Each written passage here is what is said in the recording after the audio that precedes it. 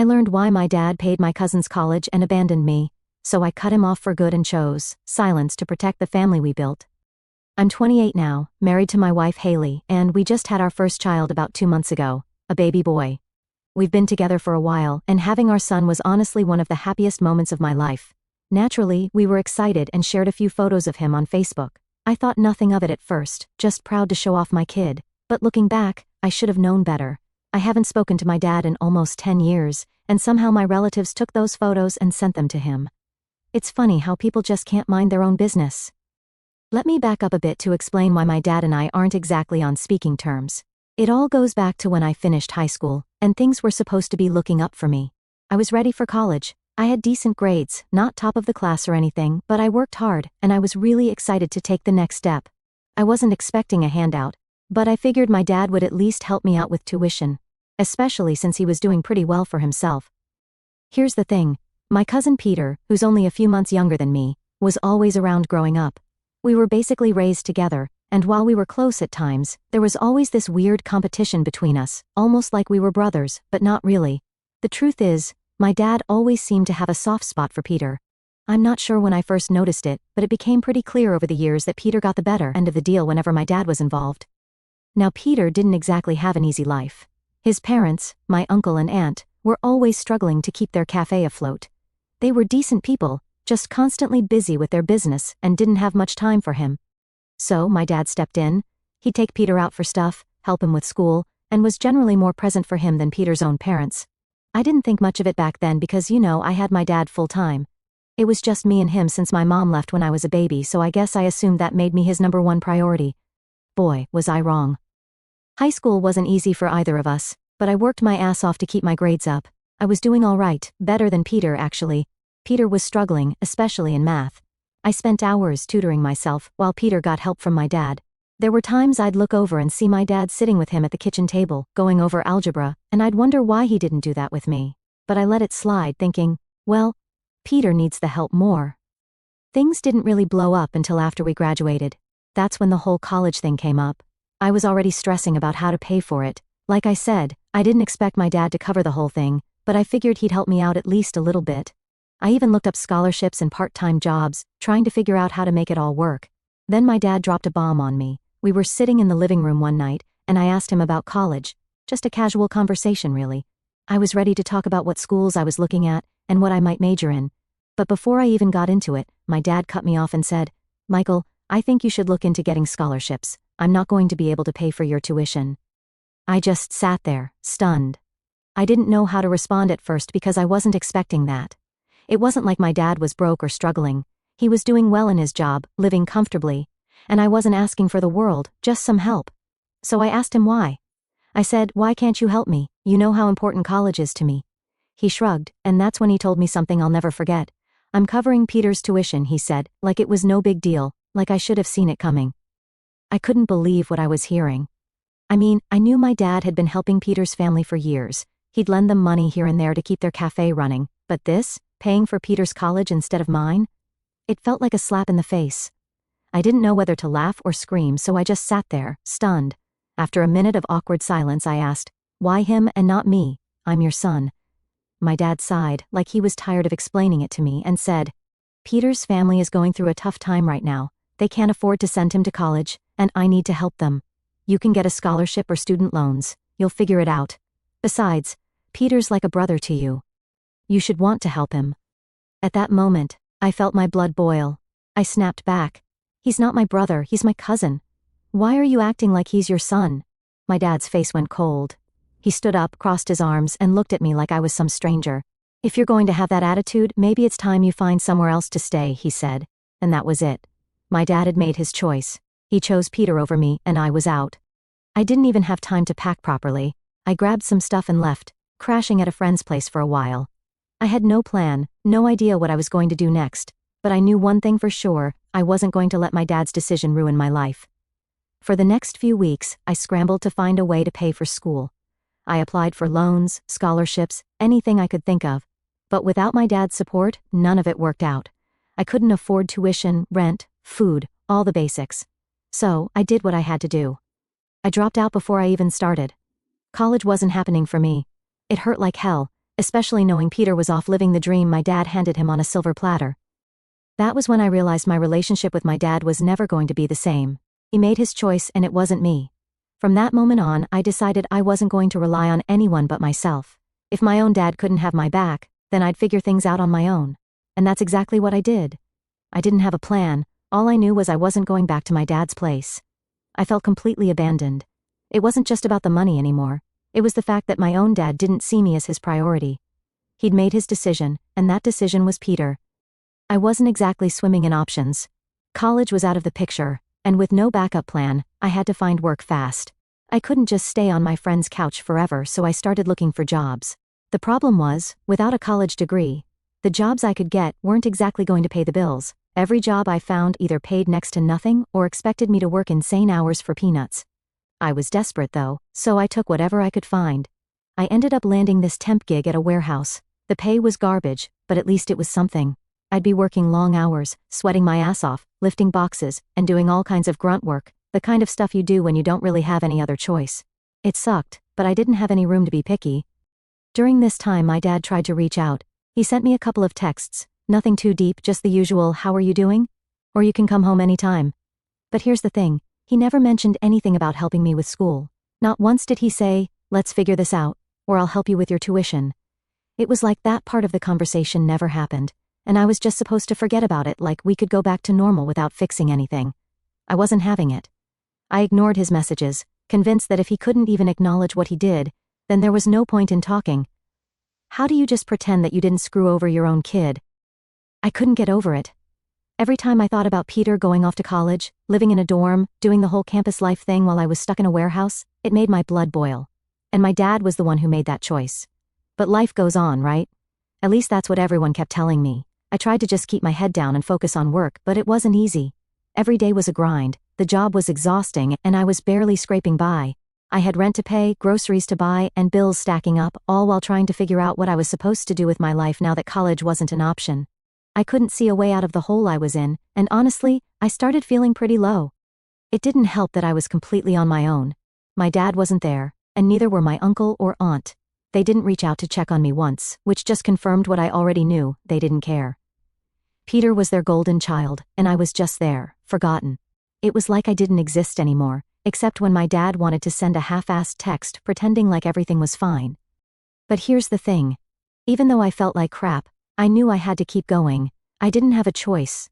I couldn't just sit around feeling sorry for myself. So I worked my ass off at that temp job, saving up whatever little money I could. I had this mindset that if no one was going to help me, I'd just have to do it myself. I wasn't about to let my dad's decision define my life. After a few months of grinding, I finally got lucky. The company I was working for offered me a permanent position. It wasn't exactly glamorous, but it was stable, and the pay was a little better. It was something, and I was relieved to have at least some stability in my life. The job came with benefits too, which was a big deal for me at the time because I didn't have health insurance or anything like that. So, for the first time in a while, I felt like things were starting to look up, even if it wasn't the life I had imagined for myself. During all this, I was still pissed at my dad, and that anger kept me going in a weird way. I didn't want to prove him right by failing. If he was going to bet on Peter, fine, but I was going to make something of myself, even if I had to drag myself there. I kept my distance from my dad, didn't respond to any of his messages, and didn't look back. I figured if he couldn't be there for me when I needed him most, then I didn't need him now that I was trying to figure things out on my own. Meanwhile, I started hearing through the grapevine that Peter was doing well in college. He'd send updates to the family about his grades, his new friends, all that college experience stuff I never got to have, and my dad would gush about it to anyone who would listen. Every time someone told me how proud my dad was of Peter, it felt like another punch in the gut. My own dad couldn't even say he was proud of me for holding my life together, but Peter? He was like the second coming of Christ in my dad's eyes. That's when it really hit me. My dad didn't just choose Peter's education over mine, he chose Peter, period. He was more proud of what Peter was doing than anything I had done. And that hurt like hell. I started to feel like maybe my dad never really cared about me the way a dad should. I don't know if he ever did, or if I was just too blind to see it growing up. Either way, it was obvious now, Peter had replaced me, and I had to learn to live with that. I kept grinding at my job, slowly working my way up. It wasn't the most exciting life, but I had a roof over my head, and I was doing it on my own. I didn't need anyone's help, least of all my dad's. And honestly, that started to feel like its own kind of victory. I didn't need to go to college to make something of myself. I was proving that with hard work you can get by, even when the odds are stacked against you. Still, every time I thought about what my life could have been like if my dad had just helped me out a little, it pissed me off all over again. But I guess that's just part of the deal. You live with the choices people make for you, and you either let them define you, or you figure out a way to rise above it. I wasn't going to let my dad's choice ruin me, even if it meant carrying that anger around with me for a long time. I was determined to keep going, and no matter how much it hurt, I wasn't going to give him the satisfaction of seeing me fail. A few years down the line, things started to change. I was still working at the warehouse, but I'd put in enough time and effort that I wasn't just some temp worker anymore. I'd gotten promoted to a more stable position, and while it wasn't exactly my dream job, it was something I could be proud of. I was finally making enough money to live comfortably, not just paycheck to paycheck like before. It felt like all those long hours, the sleepless nights, and just pushing through had finally paid off. The job came with some decent benefits too: health insurance, a retirement plan, stuff I never thought about back when I was younger. But now it was the kind of security I'd been desperate for. I wasn't rolling in money or anything, but I wasn't drowning in bills anymore, and that made a huge difference. For the first time in a while, I felt like I had some control over my life again. Around this time, I met Haley. It was kind of random, honestly. She was working in a different department at the same company, and we crossed paths in the break room one day. I didn't think much of it at first, just a casual chat over crappy coffee, but one thing led to another, and we started talking more and more until it became something real. We clicked in a way that felt easy, and before long, we were dating. Being with Haley made me realize just how much of my energy I'd been putting into being angry about my dad. She was like this breath of fresh air, someone who made me feel like I didn't have to keep proving myself to the world, or carrying around all that bitterness. She didn't care about where I went to school, or that I didn't go to school at all. She just saw me for who I was, and for the first time, that felt like enough. Of course, while all this was happening, my dad kept trying to reach out. His texts never stopped, but they were always surface-level stuff like "Happy birthday, hope you're doing well," or "Merry Christmas, miss you." But every time, I just couldn't bring myself to respond. It's not that I didn't think about it. I'd stare at those texts for a while sometimes, wondering if I should just let it go and reach back out, but then I'd remember how he never apologized, never even acknowledged what he did, and all the anger would come flooding back. It's funny because by this point, I wasn't struggling anymore. I wasn't the broke kid who had to drop out of college and work whatever temp job I could find. I was doing okay, better than okay actually. I had a stable job, my own place, and Haley, who made everything in life feel brighter. But none of that erased the fact that my dad had chosen Peter over me when it really counted. I don't think anything could erase that. Speaking of Peter, I heard bits and pieces about him through the family grapevine. He'd graduated college and gotten a job, but from what I gathered, it wasn't the high-paying career my dad had probably envisioned for him. Apparently, he was struggling a bit, not making much money, and living in a small apartment with his girlfriend. I'd be lying if I said it didn't feel like some kind of justice. Here I was, the kid who got left behind, and I was doing better than the golden child my dad had poured all his support into. It wasn't like I was keeping tabs on Peter, but people talk. Family members who I hadn't spoken to in years would randomly bring him up in conversation, usually trying to get me to reconnect with my dad. They'd say things like, "Peter's not doing so great. You should talk to your dad, he misses you." But every time I heard that, it just reminded me why I kept my distance in the first place. My dad made his choice, and I made mine. Haley was always super supportive during this time. She never pushed me to talk to my dad, or made me feel guilty for cutting him off. In fact, she was the one who told me I didn't owe him anything. That was a game changer for me because up until then, I'd always felt this pressure to eventually forgive him, like it was something I had to do because he was my dad. But Haley helped me see that I wasn't responsible for fixing the mess he created. That mindset shift made a big difference in how I approached my life. I stopped feeling like I was waiting for my dad to come around, or for some magical moment where everything would get resolved. Instead, I focused on what I had in front of me. My job, my relationship with Haley, and the life we were building together. And things just got better from there. After a couple of years, I proposed to Haley. It wasn't some big, elaborate thing. We weren't those people who needed a fancy dinner or an Instagram-worthy proposal. I just took her to a park we used to walk through on our lunch breaks and I asked her. She said yes, of course, and we got married a few months later in a small ceremony, just close friends and a few family members. It was perfect and I didn't think about my dad once that day. Our life together was simple, but it was ours. We moved into a decent apartment, got a dog, and talked about starting a family someday. I finally felt like I'd made it, in my own way. I didn't need my dad's approval or his money. Everything I had, I'd worked for, and I was proud of that. Of course, my dad didn't stop trying to reach out. He sent a message when he found out I got married, saying something like, I'm so happy for you and Haley. I wish I could have been there."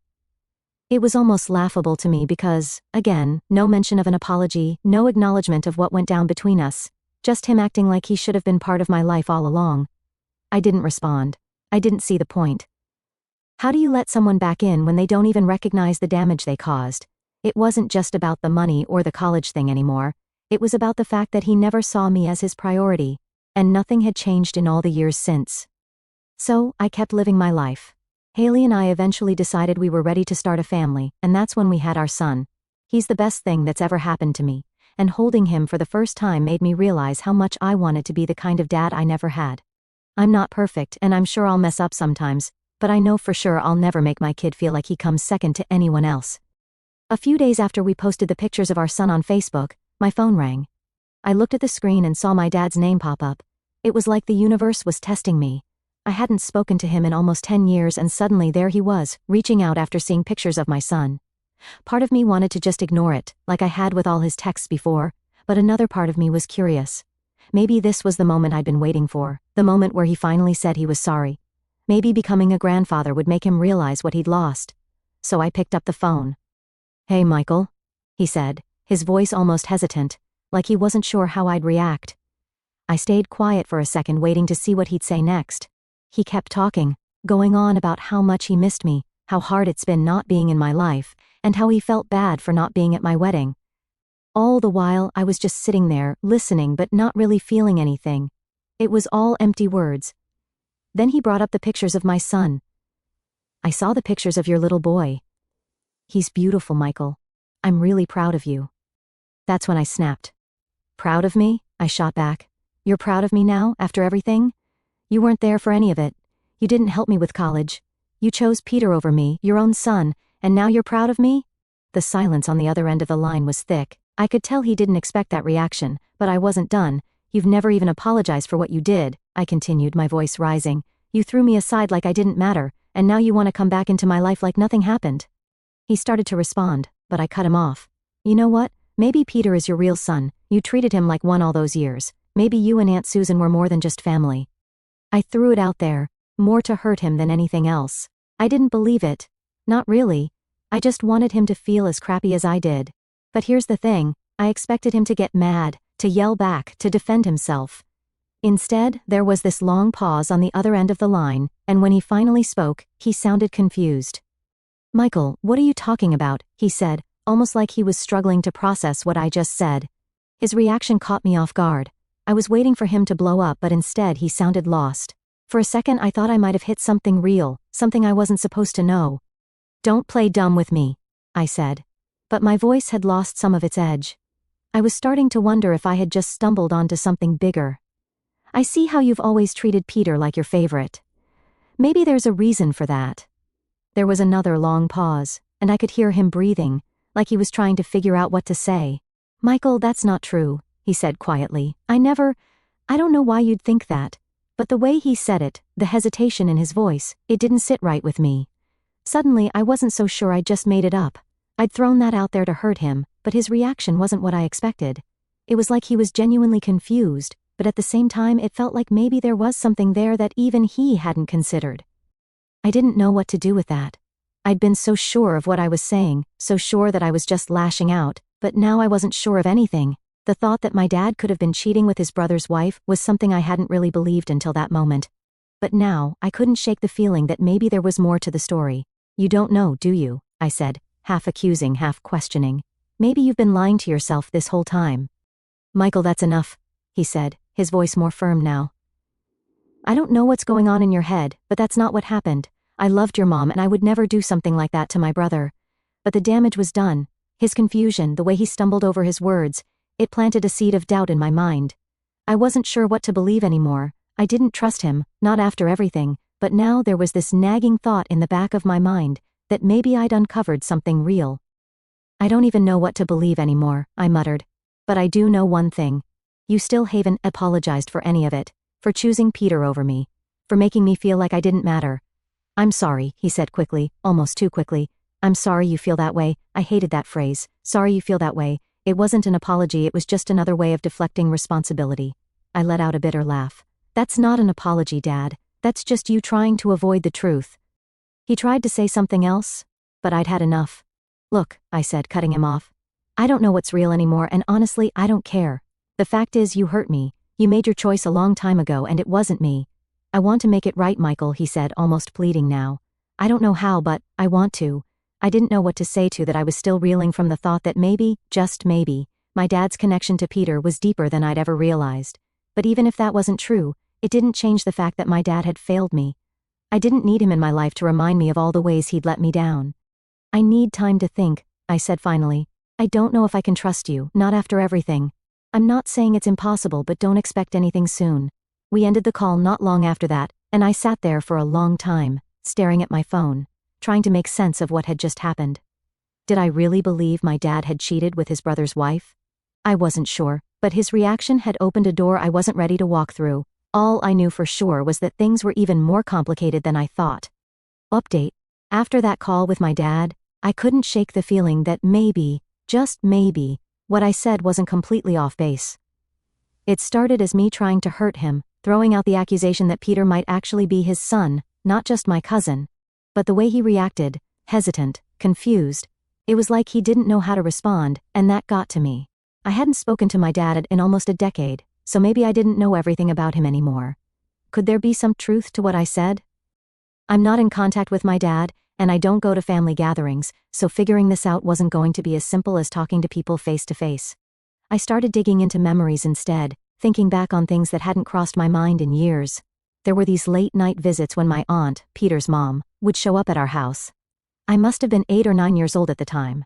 She would always have some excuse, dropping something off, checking in on us, but it was odd how often she came by when my uncle wasn't around. At the time, I thought nothing of it, but now those late-night visits seemed suspicious. I remember my dad would act differently when she was there, like he was on edge. He'd send me to bed early or make sure I wasn't around while they talked. Sometimes I'd catch them whispering in the kitchen, but I never overheard anything.